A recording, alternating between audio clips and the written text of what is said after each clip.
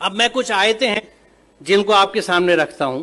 ये गैलेक्सी है हमारी, ये लेटरल व्यू है, ये टॉप व्यू है मिल्की वे गैलेक्सी, जिसका हिस्सा है हमारा सोलर सिस्टम। ये उसका स्केच है, एग्जैक्ट पिक्चर नहीं है। इस गैलेक्सी के अगर आप डायमेंशंस देखें तो एक बाजू से दूसरे बाजू 1,00,000 नूरी साल यानी 1,00,000 लाइट ईयर्स का डिफरेंस है, डिस्टेंस है इस हिस्से से उस बाजू तक। लाइट ईयर क्या है? रोशनी 1 सेकंड में तकरीबन 1,86,000 मील या 3,00,000 किलोमीटर चलती है 1 सेकंड में। इसको 60 से मल्टीप्लाई कीजिए, 1 मिनट में रोशनी कितना चली, फिर 60 से मल्टीप्लाई कीजिए 1 घंटे में कितना चली। यहां तक आते ज्यादातर आपके कैलकुलेटर्स कंप्यूटर्स फेल होने लगेंगे क्योंकि फिगर्स बहुत ऊंची चली गई। अब आप इसको 1 घंटे में आपने टाइम निकाल लिया कि 1 घंटे में रोशनी ने कितना सफर तय किया, इसको 24 से जरब दीजिए तो 1 दिन में रोशनी कितनी चली, फिर 30 से जरब दीजिए 1 महीने में कितनी चली, फिर 12 से जरब दीजिए तो 1 साल में कितनी चली। It will be N astronomical figure. 1 साल में रोशनी जितना फासला तय करती है, जितना डिस्टेंस कवर करती है, उसको 1 लाइट ईयर या 1 नूरी साल कहा जाता है। तो ये कितना फासला होगा आप अंदाजा लगाइए। और सिर्फ इस गैलेक्सी के इस कहकशा के, ये मिल्की वे जो दूधिया कहकशा है, इसके एक बाजू से दूसरे बाजू आने के लिए आपको 1,00,000 लाइट ईयर्स चाहिए। यानी रोशनी की रफ्तार से अगर आप चलें तो 1,00,000 साल में इस बाजू से उस बाजू तक पहुंचेंगे। यहां अजमत का एहसास होता है अल्लाह ताला की। और ये मिल्की वे जो एक गैलेक्सी है, ये ऐसी एक गैलेक्सी नहीं है, बल्कि there are millions and millions of these galaxies पूरी कायनात में। और इन गैलेक्सीज में है क्या साहब? सितारे जिनकी डिफरेंट लाइफ साइकिल्स हैं, अगर आप स्टार्स की पढ़ें, या प्लैनेट्स जो उनके चारों तरफ घूम रहे हैं। सबसे बड़ा सवाल यह आता है कि ये रुके हुए कैसे हैं? रात में जो आसमान हमें इतना अच्छा दिखता है, उसमें तारे नजर आ रहे हैं, चांद नजर आ रहा है, ये रुके हुए कैसे? What is holding them?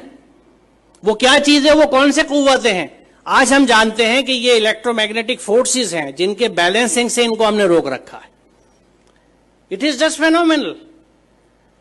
आप ये समझिए कि मैग्नेटिक फोर्स को कंट्रोल करने के लिए इस वक्त हमारे पास जो सबसे अच्छी एग्जाम्पल है, उदाहरण है, वो मैगलेव ट्रेन का है कि मैग्नेटिक लेविटेशन से रेल की पटरी से 6 इंच ऊपर ट्रेन रन करती है, जिसको मैगलेव ट्रेन कहते हैं।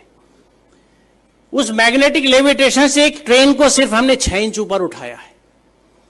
और इन प्लैनेट्स का जो billions and billions of stars and planets और सूरज हैं, सितारे हैं, ये किस तरह से बैलेंस किए हुए मैग्नेटिक फोर्सेस के साथ। ये कितना जबरदस्त कैलकुलेशन है, कितना जबरदस्त हिसाब है। और इसको जब आप समझते हैं और सूरह रहमान की उस आयत को देखते हैं कि बस समा रफा व वज़ल मीज़ान, तो बात समझ में आती है कि उसने आसमान को बुलंद किया और एक तवाजुन कायम कर दिया। तवाजुन की अहमियत की वजाहत है क्योंकि आप इमेजिन कीजिए, मुझे नहीं पता, मैंने बचपन में खेल खेला है, उसका जिक्र मैं हमेशा इस तकरीर में अपनी करता हूं कि मैग्नेट से जब हम लोग छोटे थे तो हमारे पास वो मोबाइल फोन्स नहीं थे या स्मार्टफोन्स नहीं थे जो आज आप लोगों के पास है। हमारे पास क्या होता था? टूटी हुई चूड़ियां होती थी, सिगरेट के पैकेट होते थे, माचिस की डिब्बियां होती थी, माचिस की तीलियां हुआ करती थी, और इन चीजों से हम खेल डिवाइस किया करते थे अपने लिए।